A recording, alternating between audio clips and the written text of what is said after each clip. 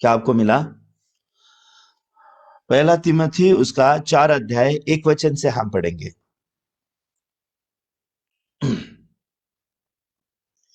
पहला तिमोथी 4 अध्याय 1 वचन।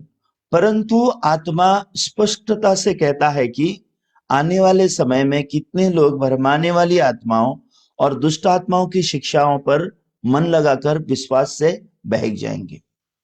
तो बहुत सारे लोग कब बहक जाएंगे? विश्वास से बहक जाएंगे। इसका मतलब क्या है? इन्होंने विश्वास को पाया था, लेकिन विश्वास से बहक जाएंगे। क्यों बहक जाएंगे, कैसे बहक जाएंगे, लिखा हुआ है वहां पे। क्यों उद्धार पाए हुए लोग बहकते हैं? क्यों उद्धार पाए हुए लोग धोखा खाते हैं? क्यों उद्धार पाए हुए लोग विश्वास का जीवन छोड़ देते हैं? क्यों लोग विश्वास की राह से अलग हो जाते हैं? क्योंकि उन्होंने स्पष्ट रूप से, पवित्र आत्मा क्या बोलता है? स्पष्ट बोलता है, ऐसा लिखा है। पवित्र आत्मा स्पष्ट कहता है आने वाले समय में कितने तो भी लोग भरमाने वाली आत्मा और दुष्टात्मा की शिक्षा पर ध्यान देंगे। तो आप भरमाने वाली और दुष्टात्मा को शिक्षा को ध्यान देंगे, ये आपके बारे में लिखा है। ओके, भरमाने वाली और दुष्ट आत्मा पे आप ध्यान दोगे, मतलब क्या आप जानते हो? इसका मतलब क्या है?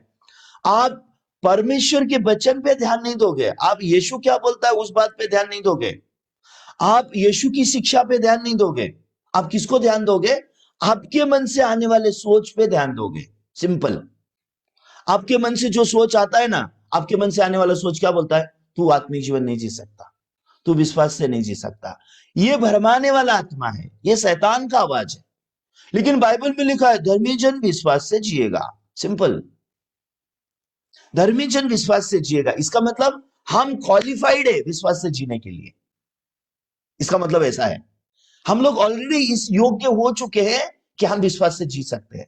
हम एग्जैक्टली अब्राहम की तरह जी सकते हैं, हम एग्जैक्टली दाऊद की तरह जी सकते हैं, हम एग्जैक्टली पौलुस की तरह जी सकते हैं। क्यों? हमारा विश्वास और अब्राहम का विश्वास अलग नहीं है, हमारा विश्वास और दाऊद का विश्वास अलग नहीं है, हमारा विश्वास और पौलुस का विश्वास अलग नहीं है। लेकिन आप विश्वास से कब बहक जाओगे? जब आप दुष्टात्मा और भरमाने वाली आत्मा की शिक्षा पर कान लगाओगे। जब आप दुष्टात्मा और भरमाने वाली आत्मा और दुष्टात्मा की शिक्षा पे जब आप कान लगाते हो, तो सबसे ज्यादा आप किस बात पे कान लगाते हो? आप नहीं सोचो, किस बात पे आप कान लगाते हो सुबह से लेकर रात तक? हाँ? परमेश्वर के वचन पे कान लगाते हो या आपके मन से आने वाले सोच पे कान लगाते हो? आपके मन से आने वाला सोच आपके साथ ये बोलता है, वो बोलता है, ऐसा बोलता है, वैसा बोलता है। हाँ? जब सुबह सुबह आप बिस्तर से उठते हो, सबसे पहले आपके मन में से एक सोच आता है जो आपको दोष लगाते हुए वो आता है, या तो फिर आपको निराश करते हुए आता है, या तो आपको बोलता है आज के दिन तू वचन नहीं सुन सकेगा, आज के दिन तू वचन सुनने के तेरा समय नहीं है। या फिर आपके कल के किए हुए गुनाहों को आपको याद दिलाएगा। कल तूने वो पाप किया था, याद है? कल तूने वो चोरी किया था, याद है? कल तूने वो झूठ बोला था, याद है? हालांकि परमेश्वर का शिक्षा क्या बोलता है? पवित्र आत्मा की शिक्षा कहती है मैं तेरे पाप कभी भी याद नहीं करूंगा। ये पवित्र आत्मा की शिक्षा है। लेकिन हमारे मन से आने वाली शिक्षा हमको क्या बोलती है? नहीं, तुमने गलती किया है, परमेश्वर तुम्हें सजा देगा, तुम गलत जी रहे हो, तुम इस तरीके से कैसे कर सकते हो? या तो फिर कल आपके साथ जो दुर्घटना हो गई, कल आपके हो सकता है आप कुछ नौकरी खो दिए, या हो सकता है आपका बिजनेस ठप हो गया, हो सकता है कुछ भी एक्सीडेंट हो सकते हैं। उन चीजों को लेकर के भरमाने वाली आत्मा इंसान से बात करती है। तो यहां पे क्या लिखा हुआ है? स्पष्ट रीति से लिखा हुआ है कि अंत के दिन ऐसे समय आएंगे कि लोग भरमाने वाली आत्मा और दुष्ट आत्मा की शिक्षा पर मन लगाकर विश्वास से बहक जाएंगे। उसका नतीजा क्या होगा? 2 वचन। यह उन झूठे मनुष्य के कपट के कारण होगा जिनका विवेक मानो जलते हुए लोहे से दागा गया है। उसके बाद 3 वचन, जो विवाह करने से रोकेंगे, भोजन की कुछ वस्तुओं से परे रहने की आज्ञा देंगे, जिन्हें परमेश्वर ने इसलिए सृजा कि विश्वासी और सत्य को पहचानने वाले उन्हें धन्यवाद के साथ खाएं, क्योंकि परमेश्वर की सृजी हुई हर एक वस्तु अच्छी है और कोई वस्तु अस्वीकार करने के योग्य नहीं, पर यह कि धन्यवाद के साथ खाई जाए। तो बहुत सारे मनुष्य के नियम आ जाएंगे वहां पे, आप समझ रहे हैं? वहां पे बहुत सारे इंसान के नियम होंगे, इंसान अपने नियमों को बनाएगा, इंसान परमेश्वर पर विश्वास करके जीने के बदले, यीशु मसीह के वचन पर विश्वास करके जीने के बदले, प्रभु पर निर्भर होकर हर दिन अपना जीवन अपने प्रभु के वचन पर भरोसा करके जीने के बदले इंसान क्या करेगा? अपने नियम और कायदे बनाएगा। जैसे कि अगर आप इजराइल के समय में अगर आप देखोगे तो उस समय में परमेश्वर शमूएल के द्वारा इजराइल की अगुवाई कर रहा था। लेकिन एक दिन आज अचानक इजरायली लोग क्या बोलते हैं? हमको राजा चाहिए। अचानक बोलने लग गए, हमको राजा चाहिए। क्यों वो लोग को राजा चाहिए? क्योंकि जब वो दूसरे लोगों को देखते हैं कि उनका राजा है, दूसरे राज्य में जब वो देखते हैं दूसरे लोगों का राजा है, हमारा तो राजा ही नहीं है, हम किसको बोले राजा जी, राजा जी, हम किसके आगे बोले और हम किसके पीछे पीछे चलते रहे? तो उन लोग को ऐसा दिखाई देने वाला राजा चाहिए था।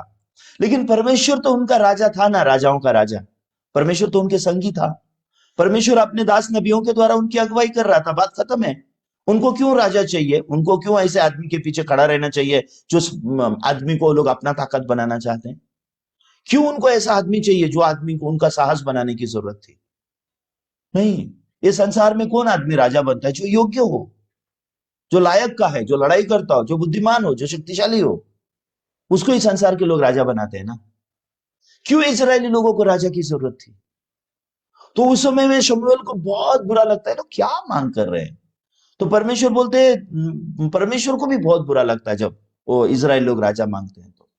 तो इंसान का जो मन है ना, इस प्रकार से हमेशा मनुष्य के नियम, मनुष्य के कायदे, मनुष्य के तरीके, उससे इंसान जीना चाहता है। लेकिन परमेश्वर को नहीं चाहिए हम ऐसा जिंदगी जिए। परमेश्वर चाहता है कि हम पवित्र आत्मा को महसूस करें, हम जो उद्धार पाए हुए लोग हैं। परमेश्वर चाहता है कि हम परमेश्वर के मन को महसूस करें और परमेश्वर का छोटा से छोटा दिया हुआ मन को हम अपमान ना करें। हम परमेश्वर के दिए हुए मन से हम आगे बढ़े, परमेश्वर की पवित्र आत्मा के मार्गदर्शन से हम आगे बढ़े।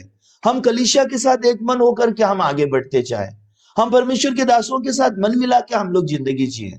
परमेश्वर को ऐसा दुनिया बनाया है परमेश्वर ने, और वो चाहता है कि हम ऐसी जिंदगी जिए। लेकिन जो लोग दुष्ट आत्मा की शिक्षा पर कान लगाते हैं, वो लोग जो भरमाने वाली आत्मा पर कान लगाते हैं, वो लोग विश्वास से बहक जाते हैं। विश्वास से बहकना मतलब उनका जीवन प्रभु के वचन की दिशा से नहीं जाएगा। फॉर एग्जाम्पल, अगर वचन में लिखा हुआ है कि कैसे अच्छे सामरी ने वो अधमरे व्यक्ति को बचाया, अधमरे व्यक्ति को बचाने के बाद बचा के छोड़ दिया है क्या? नहीं। उनको कहां लेके गया है? सराय में लेके गया है। ये वचन हमारे मन को ऐसी अगुवाई करना चाहिए, पोलाइटली। हमारा मन वचन के आगे पोलाइटली जाना चाहिए। तो मेरे मन में कौन सी शिक्षा आएगी? वचन की शिक्षा। मैं उद्धार पाने के बाद, हाँ, मेरा जीवन सराया का जीवन है। मेरे मन में ऐसी बुद्धि आएगी अगर परमेश्वर का वचन का अगुवाई अगर मेरे मन में है तो। अगर परमेश्वर के वचन की अगुवाई अगर मेरे मन में नहीं है तो मैं खाली बोस्टिंग करते हुए घूमूंगा, हाँ मेरा उद्धार हो गया है, हाँ मैं सब कुछ जानता हूं, बस यही बोस्टिंग करता रहूंगा। और भरमाने वाली आत्मा मुझे क्या बोलेगी? हाँ तेरा भी उद्धार हो गया है, अभी तू भी सब कुछ जानता है, अभी तुझे कोई प्रॉब्लम नहीं है, तेरे जिंदगी में कोई मुश्किलें नहीं है, तू जी जैसा जीना चाहता है, तू कर जो करना चाहता है, ऐसा ये भरमाने वाली आत्मा बताती है। लेकिन वचन क्या बताता है? पवित्र आत्मा की शिक्षा मुझे क्या बोलती है? वचन की अगुवाई मुझे बोलती है कि अच्छे सामरी ने मुझे तेल दिया, मुझे दाखरस दिया, मेरे घाव को बांध दिया और मुझे पकड़ के कहां लेके गया है? उठा के वो मुझे सराय में लेके गया है। तो मेरा आत्मिक जीवन मुझे कहां दिखाई देना चाहिए? सराय में दिखाई देना चाहिए। सराय में कैसे दिखाई देना चाहिए? सराय के मालिक से सेवा पाते हुए मुझे जीना है सराय के अंदर। ये पवित्र आत्मा की सेवा है जो चर्च के अंदर है, ये वचन की सेवा है जो चर्च के अंदर है। तो ये एक प्रकार का पवित्र आत्मा का एक अगुवाई होता है। लेकिन भरमाने वाली आत्मा, दुष्ट आत्मा इंसान को क्या बोलती है? तू भी सब कुछ जानता है, तो तू सब कुछ जानता है, तुझे आत्मिक जीवन की जरूरत नहीं है। या फिर कुछ लोगों को भरमाने वाली एक दुष्ट आत्मा क्या सिखाती है? तेरा उद्धार हो गया है, तुझे अभी और कोई चीज की जरूरत नहीं है। फिर कुछ लोगों को सिखाता है जरूरत नहीं आत्मिक जीवन जीने के लिए, अभी तो हो गया तो सब कुछ।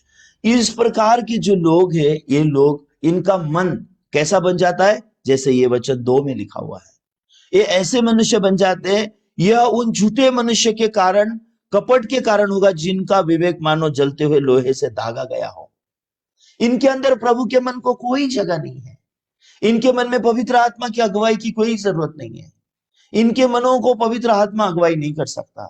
इनके मन को प्रभु शिक्षा नहीं दे रहा है। इनका मन विश्वास से चला नहीं जाता। इनका मन जैसे कि किसी लोहे से, चलते हुए लोहे से दागा गया है। ये पूरे कटुता और कठोरता से भर जाते हैं। ऐसे अनगिनत लोग विश्वास से बहक जाते हैं। अनगिनत लोग आत्मिक जीवन नहीं जी पाते और अपने मन को पथरीला बना के, अपने मन को कठोर करके, मेरा मैं भी जानता हूं, मैं क्या नहीं जानता हूं, इस प्रकार की बातें बोल के उनके जीवन में विश्वास की अगुवाई का जीवन हम लोग नहीं देख सकते हैं। विश्वास से वो लोग बहकते हैं। तो अब इनको कैसे क्या किया जाए? फिर इन लोग के लिए क्या किया जाए? फिर इन लोग के लिए रास्ता है वचन 5। वचन 5 में क्या लिखा हुआ है? क्योंकि परमेश्वर का वचन और प्रार्थना के द्वारा शुद्ध हो जाते हैं लोग। तो इस प्रकार के लोगों को किस चीज की जरूरत है? इस प्रकार के लोगों को परमेश्वर का वचन और प्रार्थना की जरूरत है। ऐसे लोगों के लिए प्रार्थना करने की जरूरत है। ऐसे लोगों ने अपना मन परमेश्वर के आगे लेके आने की जरूरत है। हमने फिर से परमेश्वर के वचन के आगे खड़ा होने की जरूरत है। परमेश्वर के वचन की शिक्षा हमारे मन में सटीकता से दिए जाने की जरूरत है। ये शुद्ध होना जो यहाँ पे लिखा है ना, परमेश्वर का वचन और प्रार्थना के द्वारा शुद्ध हो जाता है,